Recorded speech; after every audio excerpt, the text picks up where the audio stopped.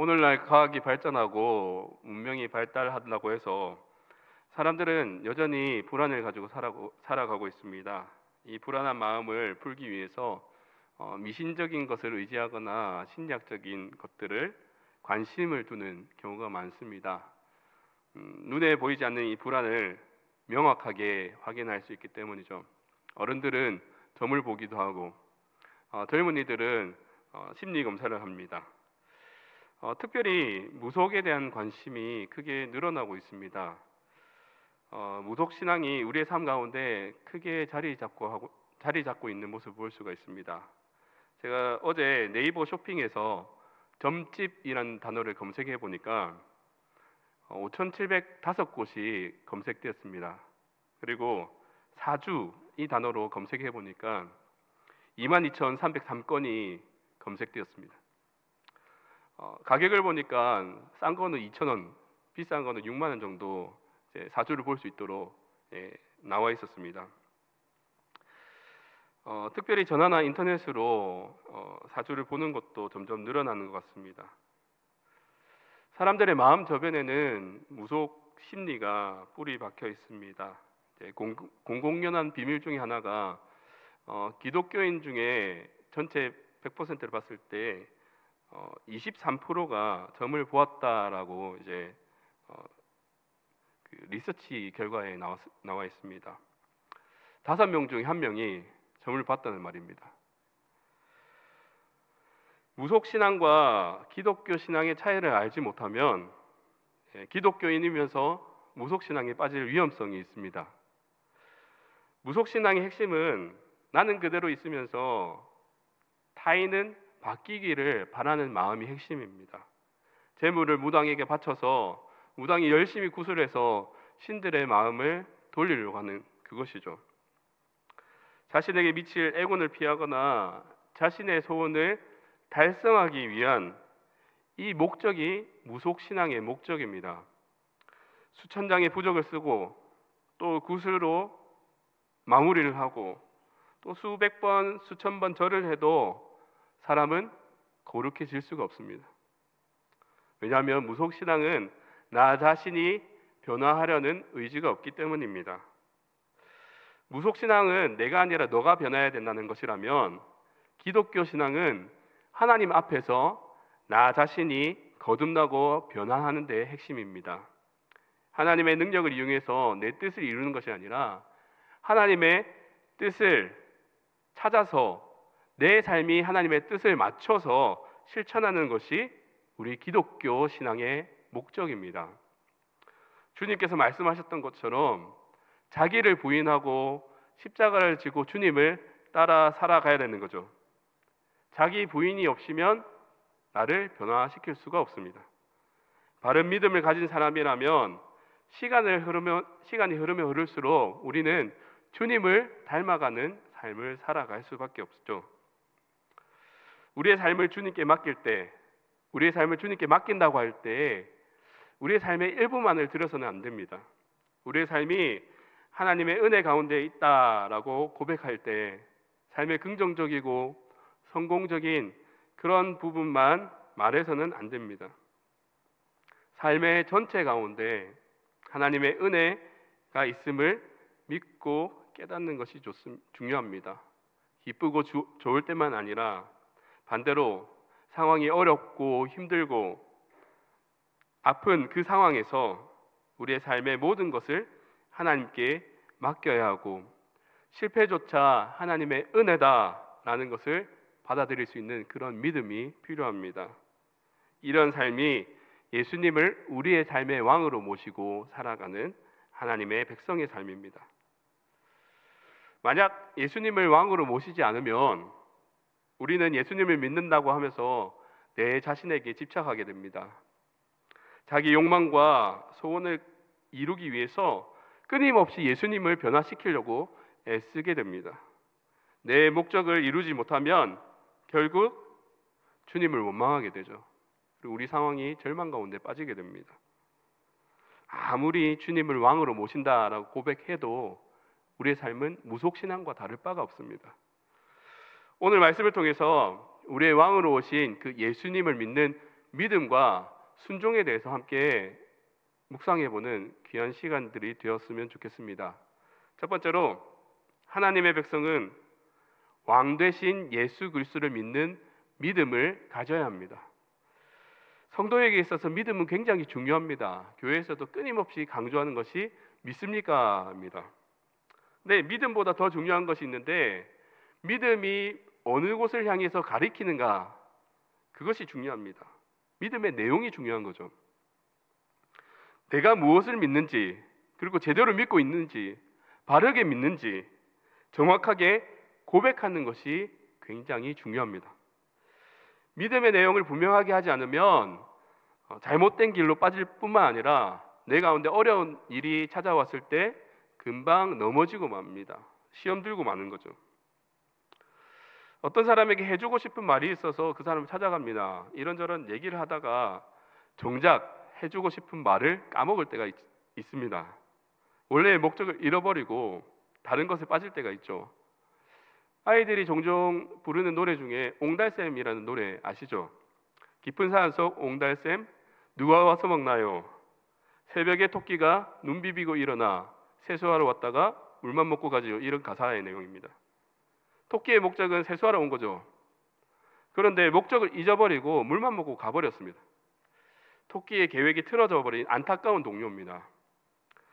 지금 본문에 보면 갈릴리 사람들이 이 토끼와 같은 모습을 볼 수가 있습니다. 요한복음은 다른 복음서와는 다르게 신학적 주제에 따라서 그 사건을 배치하는 그런 독특성이 있습니다. 요한복음 서두에는 예수님을 소개하는데 태초에 말씀이 계셨고 이 말씀이 하나님이신데 말씀이 육신이 되어서 이 땅에 오셨다라고 설명을 합니다. 그러면서 말씀에 대한 7가지 표적을 요한복음에서 계속 기록하고 있습니다.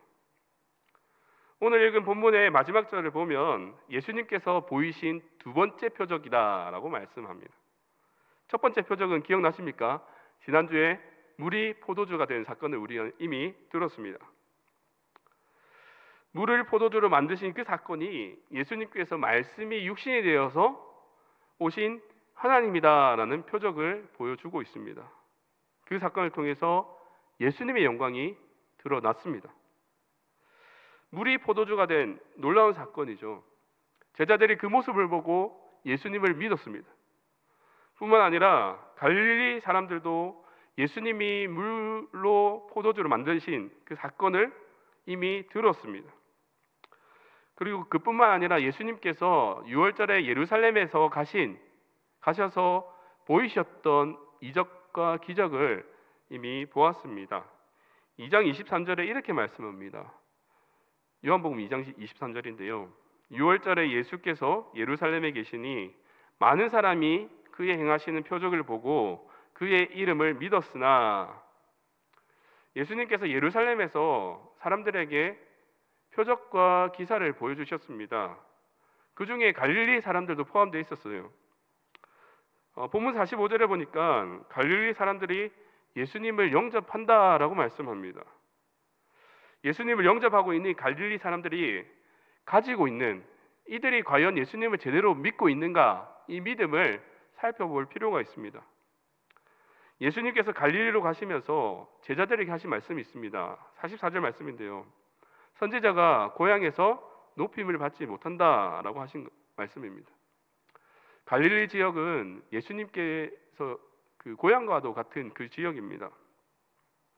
빌립이 나다나엘에게 예수님을 소개하는 장면이 나오는데요. 요셉의 아들 나사렛 예수다라고 소개하고 있습니다. 그러니까 예수님께서 나사렛 출신이다라는 말이죠. 근데 예수님께서 하신 이 말씀, 선지자가 고향에서는 높임을 받지 못한다, 이 말씀과 이후에 갈릴리 사람들의 반응이 너무나도 반대의 느낌이 듭니다. 선지자가 고향에서 높임을 받지 못한다라고 말씀하셨는데 갈릴리 사람들은 예루살렘의 일을 기억하고 예수님을 영접하고 있다라고 성경은 말씀합니다. 그러면 갈릴리 사람들이 가지고 있던 이 믿음은 과연 어떤 믿음일까요? 4장 48절에 요한복음 4장 48절에 이렇게 말씀합니다. 예수께서 이르시되 너희는 표적과 기사를 보지 못하면 도무지 믿지 아니하리라. 갈릴리 사람들이 가지고 있는 이 믿음은 아주 피상적인 믿음이었습니다. 표적과 기사를 보지 못하면 도무지 믿지 않는 그런 믿음이었습니다. 무엇인가를 봐야 믿는 그런 믿음입니다. 예수님께서 표적과 기사를 보여주시는 그 목적이 있습니다. 그것은 말씀이 육신이 되어서 우리 가운데 거하시는 하나님의 영광을 보여주는 그런 목적입니다. 근데 갈릴리 사람들은 예수님께서 보여주는 이 표적과 기사에만 집중하고 있습니다. 이들이 영접하는 것은 예수님보다는 예수님께서 보여주신 표적과 기사를 영접하는 것과 같습니다. 그래서 예수님께서는 갈릴리 사람들의 이 잘못된 믿음에 대해서 지적하고 계십니다. 물론 기적과 표적을 통해서 우리는 믿음을 가질 수 있습니다. 하나님의 방법은 우리가 생각하는 상식과 이성과 지식을 뛰어넘을 때가 많죠. 기적과 표적을 보고 믿는 그 믿음보다 더 큰 믿음이 있습니다. 이것은 말씀을 듣고 가지는 그 믿음입니다. 예수님께서 6월절에 그 예루살렘에 계셨다가 사마리아를 지나서 갈릴리로 가셨습니다. 갈릴리로 가시기 전에 사마리아에 잠깐 머무셨는데요. 한 이틀 정도 머무셨습니다. 그때 사마리아 여인을 만나셨고, 여인이 이제 복음을 전할 때에 사마리아 사람들이 이 복음을 듣고 예수님께 몰려들었습니다. 그래서 예수님께서는 그곳에서 표적과 기사를 보여주지 않으셨습니다. 그냥 그저 말씀만 하셨습니다. 예수님의 말씀을 듣고 믿는 사람들이 점점 사마리아 지역에 많았습니다. 사마리아 사람들이 믿는 믿음의 내용은 예수님께서 세상의 구주시다라는 그런 내용이었습니다. 요한복음 4장 42절에 이렇게 말씀합니다. 그 여자에게 말하되 이제 우리가 믿는 것은 내 말로 인함이 아니니 이는 우리가 친히 듣고 그가 참으로 세상의 구주신 줄 알미라 하였더라.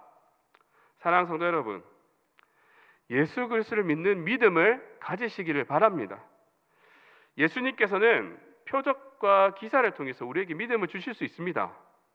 그런데 이 표적과 기사만을 집착하는 것이 문제가 됩니다. 표적을 바라고 기사만을 바라는 것은 어린 신앙입니다. 우리가 처음 신앙을 가졌을 때 기도하면 무조건 이루어지는 때가 있었습니다. 기도만 하면 하나님께서 다 이루어 주시는 겁니다. 그런데 시간이 지나면 지날수록 기도하면 하나님께서 이루어 주시는 것도 있고 하나님께서 이루어 주시지 않는 기도도 있다는 것을 우리가 깨닫습니다. 그럼 더더욱 신앙이 성숙해지면 어떻게 될까요? 내 뜻대로 구하는 것이 아니라 하나님의 뜻대로 기도하고 구하는 신앙의 성장이 일어납니다. 갈릴리 사람들이 예수님의 기적과 표적을 보고 영접하는 이유, 그 이유는 나에게도 무엇인가 예수님을 통해서 기적과 이적이 있었으면 좋겠다라고 하는 그런 소망이 깔려 있었기 때문입니다. 예수님께서는 그 모습을 보고 지적하셨습니다. 무엇인가를 보고 믿는 것에서 우리는 말씀의 능력을 듣고 신뢰하는 믿음으로 나아가야 합니다. 진짜 믿음은 말씀을 그저 육체에 가둬두는 것이 아닙니다. 육체 안에 감춰진 그 하나님의 말씀을 찾는 것입니다. 내가 왕이 되어서 예수님의 능력을 내 육체에 맞추는 것이 아니라 예수님을 왕으로 모시고 우리의 육체를 믿음에 맞춰 나가야 합니다. 우리의 믿음이 어디를 향하고 있는지 한번 돌아보셨으면 좋겠습니다. 우리의 왕이신 예수님의 말씀을 듣고 바르게 믿고 고백하며 살아가시는 저와 여러분이 되기를 간절히 소원합니다. 두 번째로 하나님의 백성은 왕 대신 예수 그리스도께 순종하는 마음을 가지셔야 합니다. 우리가 가지고 있는 이 믿음이 어디를 향하는지 정확하게 안다면 순종하는 삶이 필요합니다. 첫 번째 표적을 한번 생각해 보겠습니다. 물이 포도주로 바뀌는 사건. 결정적인 역할은 누가 하십니까? 예수님이 하시지만 하인들의 순종이 따랐습니다. 물을 항아리에 가득 채우는 것까지는 좋았습니다. 그런데 항아리에 든 물을 사람들에게 가져다 주는 이것은 말씀에 대한 순종이 필요합니다. 하인들은 가장 가까운 곳에서 예수님의 기적을 경험하게 됩니다. 이 하인들의 순종이 결정적인 역할을 하는 거죠. 갈릴리 가나에서 예수님께서는 하나님의 아들이심을 영광으로 보여주셨습니다. 그런데 그 장소에서 다시 한 번 더 보여주는 사건이 오늘 본문에 기록되어 있습니다. 갈릴리 가나에 도착하셨을 때에 왕의 신하가 예수님께 찾아갔습니다. 그 사람이 정확하게 어떤 사람인지 성경에서는 기록하고 있지 않기 때문에 알 수가 없습니다. 그런데 당시에 갈릴리를 다스리고 있는 헤롯 안티파스의 신하 정도로 추측해 볼 수가 있습니다. 왕의 신하가 아들이 아프기 시작했을 때 아마 수단과 방법을 가리지 않고 아들을 고치기 위해서 백방 노력을 했을 겁니다. 의사를 부르기도 했고 혹시 약을 용하다는 약을 사서 먹이기도 했을 겁니다. 의사와 약도 소용이 없고 가망이 없는 그 상황이었습니다. 그런데 신락 같은 희망이 찾아왔습니다. 예수님의 표적에 대한 소문을 들은 것입니다. 그 예수님께서 갈릴리에 가신다라는 이야기를 들었습니다. 도무지 가망이 없는 아들을 둔 아버지에게 있어서 예수님은 우리 아들을 회복시킬 절호의 기회입니다. 예수님을 찾아가서 이렇게 말합니다. 우리 아들이 거의 죽게 되었으니까 오셔서 우리 아들 좀 고쳐주십시오 라고 요청합니다. 예수님께 간청하고 있는 아버지의 믿음은 당시에는 너무도 연약했습니다. 왜냐하면 예수님께서 직접 가셔야 나을 수 있다라고 생각하기 때문입니다. 그런데 예수님의 대답은 아버지에게 있어서 정말 치욕적인 대답이었습니다. 48절에 예수님께서 이렇게 말씀하시죠. 너희는 표적과 기사를 보지 못하면 도무지 믿지 아니하리라. 아버지의 간청에 예수님께서는 갈릴리 사람들의 믿음에 대해서 지적하셨습니다. 아버지는 예수님의 말씀을 듣고도 자신의 믿음에 대해서 변론할 마음의 여유가 없었던 거죠. 예수님의 말씀 한마디가 아버지의 그 연약한 믿음을 성장시키기 시작했습니다. 49절에서 50절 이렇게 말씀합니다. 신하가 이르되 주여 내 아이가 죽기 전에 내려오소서. 예수께서 이르시되 가라 내 아들이 살아있다 하시니 그 사람이 예수께서 하신 말씀을 믿고 가더니 왕의 신하는 자신의 믿음의 본질에 대해서 변론할 수 없을 정도로 정신이 없었습니다. 왜냐하면 아들이 거의 죽을 지경까지 갔기 때문입니다. 왕의 신하는 예수님께서 원하시는 것이 무엇인지 알았습니다. 그래서 표적과 기사를 당시에는 보지 않았지만 예수님의 말씀을 믿었습니다. 예수님께서만이 우리 아들을 고쳐주실 것이라는 그 마음의 믿음이 있었습니다. 그래서 예수님께 같이 가달라라고 간청했던 것입니다. 그런데 예수님의 말씀을 믿고 그 자리에 서서 즉시로 떠났습니다. 아이의 아버지는 표적과 기사에는 관심이 없었습니다. 오직 아들의 생사에만 관심을 두고 있습니다. 믿고 일어서 간 것은 예수님에 대한 확신과 믿음 때문입니다. 이후에 아버지의 행동이 조금 의아합니다. 그래서 그 본문의 지리적인 배경과 시간적인 배경을 살펴볼 필요가 있습니다. 왕의 신하가 살고 있는 곳이 가버나움입니다. 그런데 예수님을 만난 곳이 갈릴리 가나입니다. 위치상으로 보면 이 갈릴리 가나가 산 위에 있습니다. 그리고 가버나움은 바다의 해변가에 있습니다. 예를 들면 우리 교회가 산 위에 있는 것과 송도 바닷가가 저 밑에 있는 것과 동일합니다. 근데 거리가 대략 한 32km 정도 떨어져 있습니다.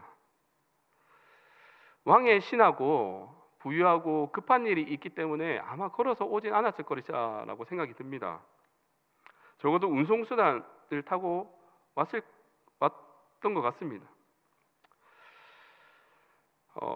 올라갈 때는 시간이 많이 걸리죠. 밑에서 올라오기 때문에. 근데 예수님의 말씀을 듣고 갈 때는 내려가는 그 길입니다. 아마 말을 타고 왔다면 말이 시속 한 60에서 70km 달릴 수 있다고 합니다. 말을 타고 간다면 대략 30분에서 1시간 정도 걸리는 이 거리입니다. 혹 걸어가도 8시간 걸리는 거리입니다. 내리막길이니까 8시간보다 더 짧은 거리가 될 수 있습니다. 아버지가 가나에서 출발했습니다. 근데 도중에 하인들을 만납니다. 하인들은 아들이 살았다라는 소식을 주인에게 전해주었습니다. 근데 주인과 종이 언제 만났을까요? 52절의 말씀을 보면 우리가 유추해 볼 수가 있습니다. 그 낫기 시작한 때를 물은즉 어제 7시에 열기가 떨어졌나이다 하는지라. 주인이 종에게 아들이 언제 낳았냐? 라고 물어봤을 때 종이 어제 7시에 낳았습니다 라고 대답을 합니다. 왕의 신하와 종들이 빨리 움직여서 만난다면 3시간이나 4시간 후에 만났을 겁니다. 수치상으로 보면 같은 날에 만나야 됩니다. 근데 이들이 만난 시간은 하루가 지난 시간입니다. 어제 7시에 아들이 낳았습니다. 유대 시간을 계산해 보면 오후 1시에 출발했습니다. 종들이 적어도 4시나 5시 돼서 만나야 되는데 하루를 넘겼습니다. 왕의 신하는 예수님의 말씀에 확신이 들어서 모든 걱정을 다 털어놓았습니다. 그래서 황급하게 내려가지 않았습니다. 예수님의 말씀을 믿고 아들이 살았다는 사실을 믿었습니다. 처음 왕의 신하의 믿음은 기적과 표적을 바라는 그 믿음이었지만 예수님의 말씀을 듣고 믿는 믿음으로 성장했다는 것을 볼 수가 있습니다. 왕의 신하의 믿음이 정말 보통 믿음이 아닙니다. 제가 삼천포에 있을 때 일이었습니다. 오후 예배 설교를 마치고 이제 성도님들이랑 인사를 하고 있을 때였습니다. 그때 유치부 담당하시는 집사님께서 헐레벌떡 뛰어오시는데 표정이 너무 안 좋습니다. 그 집사님이 저에게 목사님 큰일 났습니다. 목사님 아들이 뒤로 넘어져서 다쳤습니다. 그 소리를 듣고 유치부실로 뛰어갔습니다. 아들이 엄마에게 안겨 있고 보니까 수건으로 머리에 쌓여져 있는데 뒤에서 피가 많이 흐르는 겁니다. 비가 추적추적 오는 날씨였고 바깥에 대리석에서 놀다가 미끄러져서 뒤로 넘어져서 돌에 찍혀서 피가 났던 겁니다. 그래서 아들을 안고 병원에 전력 질주를 했습니다. 300m 되는 병원 있는 거리를 뛰었습니다. 아들을 안고 뛰는데 아무 생각이 안 납니다. 오직 아들을 병원에 빨리 데리고 가서 치료받는 그런 생각밖에 없습니다. 머리를 꿰매면서 비명소리를 듣는데 드는 생각은 아들의 건강밖에 들지 않았습니다. 치료를 다 받고 집으로 가면서도 아들이 괜찮은지 그 생각밖에 들지 않는 겁니다. 아들이 아프면 온통 아들의 건강밖에 생각나지 않습니다. 그래서 아들이 낳았는지 빨리 가서 확인을 해봐야 됩니다. 근데 왕의 신하는 빨리 가지 않습니다. 왜 그럴까요? 아들이 살았다는 그 말씀을 듣고 믿었기 때문입니다. 사랑하는 성도 여러분, 주님의 말씀을 믿으시고 말씀에 순종하시기를 바랍니다. 왕의 신하는 예수님에 대한 소문을 들었습니다. 그에게 있어서 중요한 것은 아들이 회복되는 겁니다. 그런데 그것보다 더 우선되어야 할 것이 있습니다. 예수님을 믿는 믿음입니다. 아들이 회복되기 전에 예수님의 말씀을 믿었습니다. 그리고 즉각적인 순종을 했습니다. 자신의 길을 간 거죠. 믿는 대로 그 길을 떠났습니다. 순종과 실천을 떠나서는 결코 진정한 신앙이 될 수가 없습니다. 믿는 바가 있으면 믿는 대로 행동을 해야 됩니다. 이것이 신앙입니다. 그런데 우리가 믿는다고 하면서 왜 행동을 하지 못할까요? 믿지 못해서 그렇습니다. 믿을 수 없으니까 그 행동이 나오지 않는 겁니다. 사관학교에서 유격 훈련을 받을 때 트러스트 폴이라는 훈련을 받습니다. 높은 통나무 구조물에 올라가서 앞으로 뛰어넘는 것이 아니라 뒤로 넘어갑니다. 그때 밑에서는 동기들이 손으로 그물을 만들어서 그 동기를 뒤로 넘어가는 동기를 잡아줘야 됩니다. 훈련의 이름이 트러스트 폴입니다. 내가 뒤로 떨어져도 전우가 받아줘야 될 것 같은 그 믿음이 있어야 됩니다. 어떤 동기는 그냥 그대로 넘어가는 동기가 있고, 어떤 동기는 믿지 못해서 주저앉고 뒤로 넘어가는 동기도 있습니다. 상대방을 믿는가 믿지 않는가에 따라서 행동이 완전히 다르게 나타납니다. 우리에게는 우리의 삶을 주님의 말씀을 믿고 순종해야 할 트러스트 폴이 필요합니다. 우리의 삶을 주님께 드릴 때, 우리의 손을 스스로 놓아버릴 때 떨어져서 죽는 것이 아닙니다. 우리의 전인격이 주님의 넓은 품 안에 안기게 됩니다. 믿음대로 순종을 하면 믿음은 우리의 삶의 실체가 됩니다. 보이지 않는 믿음을 보이는 믿음으로 순종하며 사실 수 있는 저와 여러분이 되기를 간절히 소원합니다. 세 번째로, 왕 대신 예수 그리스도께서는 자신의 백성을 구원해 주시는 분이십니다. 올해는 여러 가지 일들이 있죠. 그런데 특별히 4월 10일에는 총선이 있는 해입니다. 텔레비전을 보니까 총선을 대비하는 정당의 모습들이 많이 볼 수가 있습니다. 사람들은 저마다 선호하는 정당이 다릅니다. 그 선호하는 이유를 분석해 보면 간단하죠. 나에게 이익이 되기 때문에 그 정당을 선호하는 거죠. 이 정당이 추구하는 정치가 나에게 유익이 된다면 그 정당을 선호하게 됩니다. 예수님을 따르는 사람들 중에서도 이런 목적을 가진 사람들이 있었습니다. 제자들도 있었고, 갈릴리 사람들은 이적과 표적 때문에 혹 나에게 떨어지는 콩고물이 없는지 일말의 기대감을 가지고 있었습니다. 말씀이 육신이 되어서 우리 가운데 오신 주님을 영접하지 않고 그저 자신의 욕망을 채우는 도구로 주님을 영접하는 그 모습을 볼 수가 있습니다. 왕의 신하는 아들이 죽어가는 그 순간에 자신의 왕을 찾아가지 않았습니다. 예수님을 찾아갔습니다. 왜 자기가 섬기는 왕을 찾아가지 않았을까요? 자신이 섬기는 이 왕은 내 아들을 살릴 수 없다라는 것을 알고 있기 때문입니다. 비록 소문을 듣고 찾아갔지만 자신의 아들을 살리시는 분이 예수님이라는 그 믿음이 있었습니다. 아버지의 믿음은 아들을 살릴 뿐만 아니라 그 온 집안의 식구들을 구원하는 놀라운 결과를 일으켰습니다. 53절에 이렇게 말씀합니다. 그의 아버지가 예수께서 내 아들이 살아있다 말씀하신 그때인 줄 알고 자기와 그 온 집안이 다 믿으니라. 세상 왕은 자신의 신하의 아들을 살릴 수 없습니다. 오히려 자신의 백성의 생명을 앗아가는 악한 왕입니다. 마태복음 14장에 보면 왕의 신하가 섬겼던 헤롯 안티파스에 대한 사건이 기록되어 있습니다. 헤롯 안티파스가 이복 형제의 부인과 결혼한 일이 있었습니다. 세례 요한은 이 사실을 지적하면서 네가 하나님의 율법을 못 어겼기 때문에 이것은 잘못된 것이다 라고 공개적으로 책망합니다.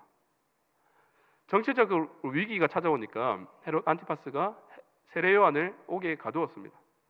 그러고는 자신의 생일 잔치에 그 세례 요한을 목을 쳐서 죽여버립니다.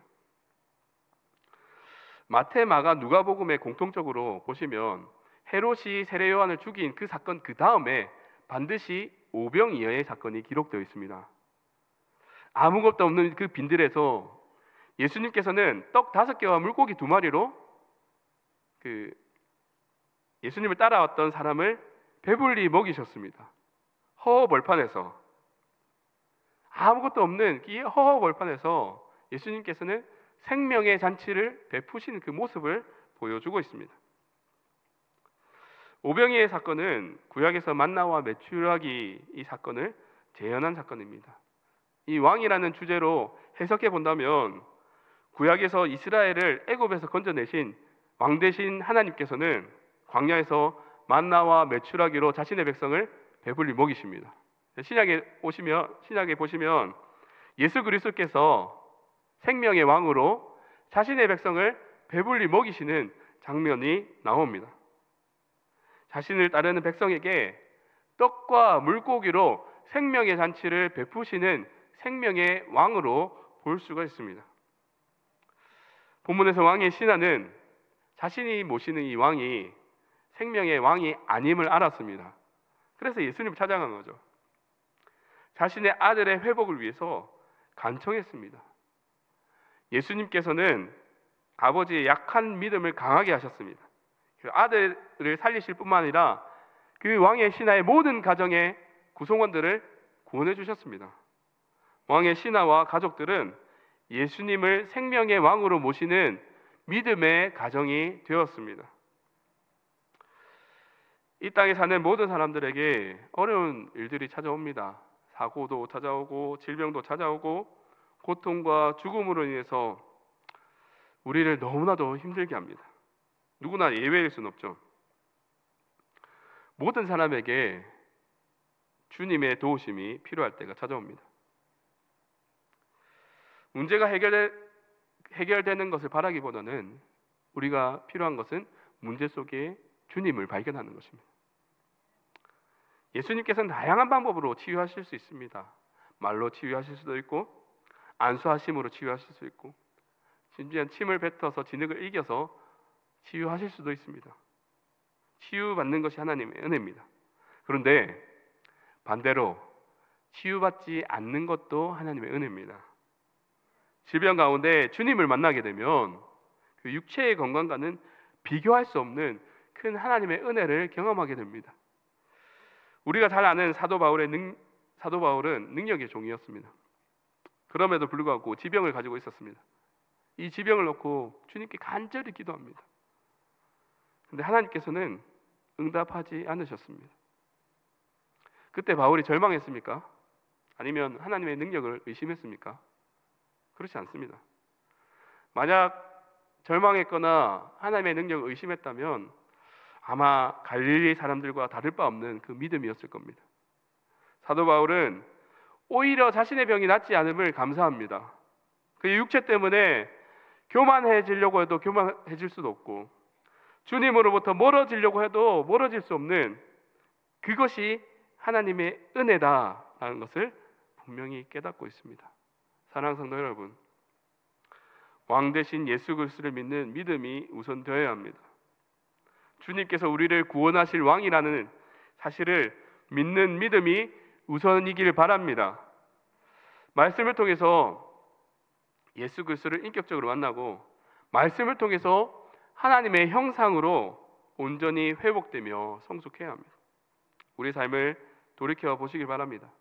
성공을 위해서 밤낮 일을 하지만 결국에는 실패의 잔을 마시지 않습니까? 건강을 위해서 온갖 노력을 다 하지만 결국에는 질병의 속박에 빠져들지는 않습니까? 아픔의 회복을 위해서 열심히 기도하지만 이전보다 더 질병이 심해지지는 않습니까? 계속해서 절망하고 좌절하고 하나님을 원망하며 살지 않습니까? 그런 삶을 산다면 아직도 나는 표적과 이적을 바라는 그런 무속신앙과 다를 바 없는 그런 믿음을 가진 사람이 됩니다. 갈릴리 사람들의 믿음에 여전히 머물고 있는 믿음입니다. 천지를 창조하신 창조주이시고 우리를 죄악 가운데 구원해 주실 구속주 하나님에 대한 온전한 믿음을 가지고 있다면 질병과 실패와 절망적인 그 상황 가운데 오히려 하나님을 찬양하고 감사하게 되어 있습니다. 이 모든 것이 나를 예수님의 모습으로 닮아가게 하려는 하나님의 은혜다라는 것을 깨닫기 때문입니다. 주님께서는 우리에게 영원한 생명을 주시기 위해 이 땅에 오셨습니다. 이 사실을 믿으십니까? 그렇다면 실패와 질병과 절망을 그것에 두려워하기보다는 우리의 모든 것들을 하나님께 맡기시기를 바랍니다. 왕의 왕 되신 주님께서 우리의 삶을 영원한 생명으로 인도해 주십니다. 영원한 생명으로 인도해 주시는 왕이신 예수님을 주인으로 모시고 사시는 저와 여러분 되기를 간절히 소망합니다. 사도 요한은 예수님을 소개하면서 태초에 말씀에 계셨고 이 말씀이 하나님과 함께 하셨으며 하나님이시다라고 증언합니다. 말씀이 육신이 되어서 우리 가운데 오셨는데 이분이 예수님이다 라고 소개하고 있습니다. 예수님께서는 천지 만물을 창조하신 창조주 되십니다. 예수님께서 보여주신 이 표적과 기사, 이것은 창조주 예수님의 영광입니다. 물을 포도주로 만드심으로써 천지의 창조주 예수님의 영광을 보여주셨습니다. 말씀으로 아들을 낳게 하심으로 구속주 예수님의 영광을 갈릴리 가나에서 또다시 보여주셨습니다. 모든 표적과 기사가 가리키고 있는 것은 예수님의 영광입니다. 그런데 우리는 살아가면서 예수님의 표적과 기사에만 집중할 때가 있습니다. 그래서 말씀이 육신이 되어서 우리 가운데 임하시는 그 예수님에 대해서 놓칠 때가 있죠. 왜냐하면 나의 모든 것을 예수님께 맡기지 못하고 있기 때문입니다. 왕이신 예수님을 믿지 못하고 내가 왕이 되어서 살아갑니다. 그 마음을 버리고 우리의 전 인생을 주님께, 왕 되신 주님께 바치며 사시길 바랍니다.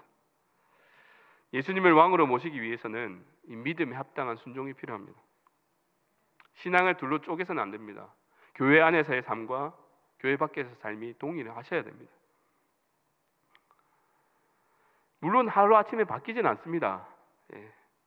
가족들조차 변화된 나의 모습을 인정해 주지 않습니다. 기억하시기 바랍니다. 선지자는 고향에서 높임을 받지 못합니다. 가족들이 나의 순종하는 그 모습을 인정할 수가 없습니다. 하나님께서 이스라엘 백성들을 광야에서 훈련시키셨을 때 하루 만에 끝나지 않았습니다. 40년이 걸렸습니다. 아주 사소한 것부터 우리는 말씀에 순종하는 법을 체득해야 됩니다. 순종의 습관을 갖기 위해서는 계속해서 반복 훈련을 하셔야 됩니다. 언제까지 반복해야 될까요? 될 때까지 하셔야 됩니다. 아이들을 집에서 키울 때 한 번만 말하면 그 말을 알아듣지 않습니다. 될 때까지 얘기를 해야 됩니다. 그런 것처럼 말씀에 대해 순종할 때 끊임없이 반복해서 체득하셔야 됩니다.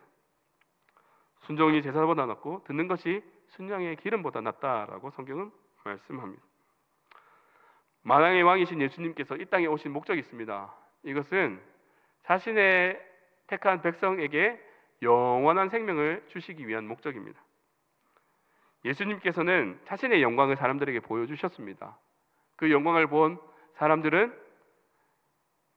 영원한 생명을 얻게 됩니다. 자신의 백성을 구원하시기 위해 이 땅에 오신 그 예수님을 믿고 그 말씀에 순종하심으로써 영원한 생명을 소유할 수 있는 저와 여러분 되기를 주님의 이름으로 간절히 소원합니다.